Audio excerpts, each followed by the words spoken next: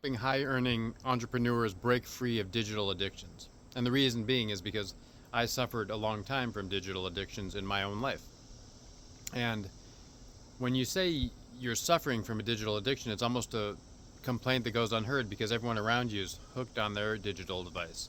And what we don't realize is that the quality of life is eroding, the quality of consciousness, the attention span, health, etc. So this, I was sitting in a cabin on social media and I realized I'd wanted my whole life to live in a cabin. And then when I got there, I was like, oh, it's such an empty thing that I need to just stare at the screen the whole time. I broke free of that. And I felt powerless when I was always on that device. And when I went out into the forest without it, I began to feel powerful. And I began to build that power, and leave the phone further and further away and get out with it. I now have a little minimalist light phone, which I use when I'm with my daughter and my wife needs to reach me, etc. So there really are no excuses for being enmeshed and enslaved. I have a 6-year-old daughter, and every day I'm just frustrated because men are sitting with their baby or pushing their baby on the swing while looking at their cell phone. This is just a sanctioned addiction. You pretend you're doing something, then you get derailed. I mean, this little computer here is a beautiful, as I'm using it now to share this knowledge, it's a beautiful tool for reaching people, bridging gaps, learning things, etc. And we just use it to like throw our time into the toilet. I want to rescue you from a lifetime of addiction so that you can feel strong and present with the ones you love. I had a little brother who was on a little flip phone all of my growing up, and he eventually grew into have other addiction problems, and that was very sad. So whenever I see that little clicking finger on the keys, I'm like, oh, now I have daughters and we're kind of wrestling with them. And I realized that the best thing I can do for the world is help people free themselves from the prison of their cell phone so that they can live and love fully. Now, in 2013, I was at a retreat in Santa Cruz, California, and we were just kind of getting out of the malaise of being in a city, and we were out in nature. And this retreat was about like reimagining the economy and dollar and barter systems, etc. So how to live beyond economic constraints, and how like people in Oakland, because this was in California, could barter for produce and build community, etc. Local communities, all empowering. And as I said, we stepped out of the city from our digital malaise. And when you step out of the digital desert into the real world, there's a bit of a learning curve. It takes a while to get out of that. And I saw these two guys, and they were super radiant. They were like dancing around. They were looking at leaves like they were on hallucinogens. Ooh. And I was like, what's going on with those guys?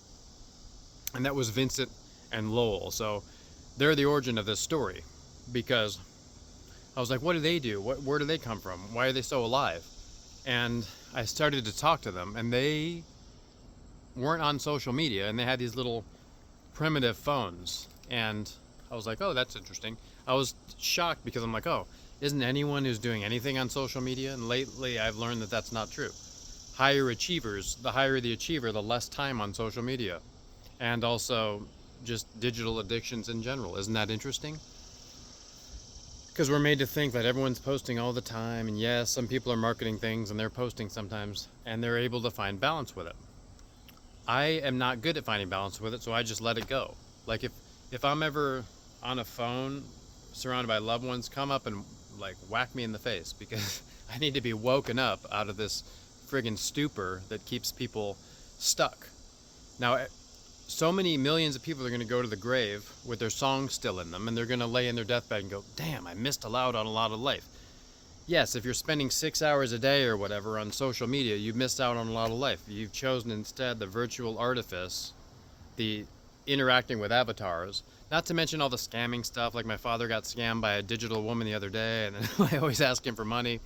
And I'm not even talking about that. I'm just talking about giving up your aliveness for something that's fake and being imprisoned by that addiction. It's not surprising that they're addicting. That's what they're made for. Okay, so the higher human consciousness goes, the more enticing the snares and the traps have to become. And that's what's happening now. Now we're going to become free of that. So Vincent and Lowell, when I started talking to them, I saw Vincent was like, I'm offering a course for how to how to look at the stars. I'm like, oh, that's interesting. I'll go out. We were walking out at night, and then Lowell told me, oh yeah, we sailed to Hawaii, and he just used the stars as navigation. He's one of the best at this. I was like, what? That's a real thing? You sailed to Hawaii using just the stars? And these stories continue to build up like this. Later, Lowell was like tinkering on the piano while someone else was dancing like this ode to the state this woman missed as she was out on retreat. And I said, he can play the piano? And Vincent said, oh, when we landed our sailboat in India, he went on tour for a month with an Indian rock band, and he was the drummer, but he picked up some other things. I was like, what? Is this a real story? So the theme that I picked up was there was more and more aliveness. These guys had built a sailboat out of actual wood and went out to sail across the world. I don't think that's going to be one of their regrets, right? I don't think they're going to lay on their back, I regret sailing around the world. Like most of us are going to have regrets of not sailing around the world, right? So it seemed to me that when they took out this social media and this crap, they were fully alive. Now, I'm not saying don't use it ever. You may use it for work, whatever rationalizations, justifications are in your mind. It doesn't matter. The point is, choose life. If your job requires you to be a slave, then choose a different one, etc. So this is continually forcing ourselves to choose life.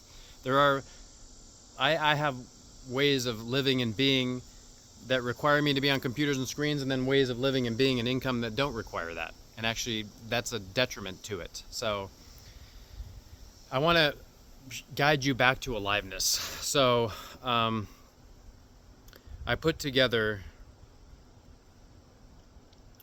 a little guide, coming alive in the digital desert. So comment digital desert and I will send that to you. I will put a link in the comments or in the description once there is a link. So I went out with these guys one night, and I was hanging out with them, and they were like breakdancing and dancing, and they weren't drinking, and they were just being alive like some of us have been in the past.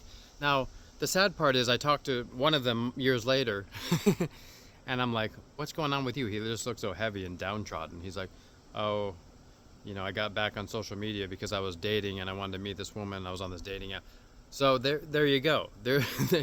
He doesn't have to, but we all go through our learning. Now that we've learned what works and what doesn't, we can be radiantly alive. So I run the Love of Life Challenge once a month, and one of the fundamental pieces is to break free of digital addictions. And then just build in meaning, create, do beautiful things, be the one in your life that creates significant things. Until you do that, as Werner Erhard said, to paraphrase, you're not living your life, you're living an inherited life. So welcome to the freedom, my friend. Breaking free of the matrix. This is beautiful.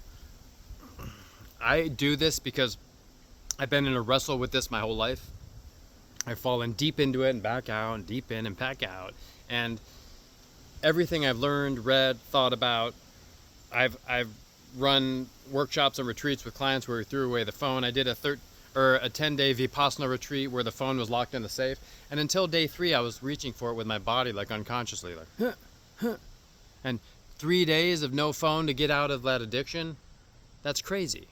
And then when I came out of the Vipassana, which is a silent, you can't read, you take vows of silence and you don't read, and you sit in meditation all day and scan your body. And it's a very beautiful, powerful thing. And what I learned was that most people run on addictions and dopamine, and once you slow that down, you run on life again, like the slow inundation of the life force, like the plant becomes magical again.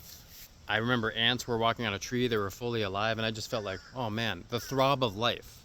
When I went back to where I lived on a sailboat, some pelicans like grazed the water, and I just was almost in tears. Oh, it's so beautiful, it's so heart-wrenching. Think about how numb we are now in contrast to that. And I'm not that awake and alive as I was then. I'm more awake and alive as I was before I was in the digital addictions and all that stuff. So again, comment guide, I'll send you the guide. If you want more information on the Love of Life Challenge, let me know. We need to reinvent humanity so we can create a balance with technology that makes this a beautiful world and a beautiful place to live in. Again, I'm Stephen Budden, author of 4 books, Life Guide, and I'll see you on the other side. Thank you so much.